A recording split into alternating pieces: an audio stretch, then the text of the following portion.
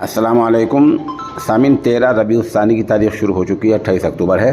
خبر کا عنوان ہے ہندوستان میں ہائی وے پر کینیڈا کا جھنڈا لگا ملا ہے، جس سے محکمہ پولیس میں بھی اور خفیہ محکمے میں کھلبلی مچی ہوئی ہے۔ معاملہ ضلع سہارنپور کے دیوبند علاقے کا ہے۔ خبر تھوڑی تفصیل سنیے۔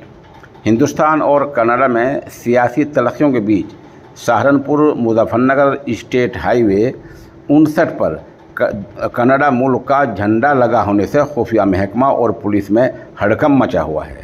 بتایا جا رہا ہے کہ پولیس نے موقع پر پہنچ کر جھنڈا اتار لیا تھا، حالانکہ افسران اس سے صاف انکار کر رہے ہیں۔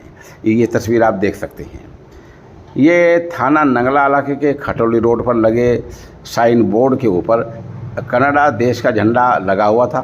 بھارت اور کینیڈا کے درمیان سیاسی رسہ کشی کے دوران ہائی وے پر کینیڈا کا جھنڈا لگائے جانے کے پیچھے کیا مطلب ہو سکتا ہے، کیا مقصد ہو سکتا ہے، اور اس کو کرنے جس نے لگایا ہے اس کا کیا مقصد ہو سکتا ہے، پولیس اور خفیہ محکمہ ان سوالوں کا جواب تلاش کر رہا ہے اور کرنا بھی ضروری ہے۔ وہیں بتایا جا رہا ہے کہ یہ جھنڈا پچھلے ایک ہفتے سے ہائی وے پر لگا ہوا تھا، لیکن حیرانی کی بات یہ ہے کہ اس پر کسی کی نظر کیوں نہیں پڑی۔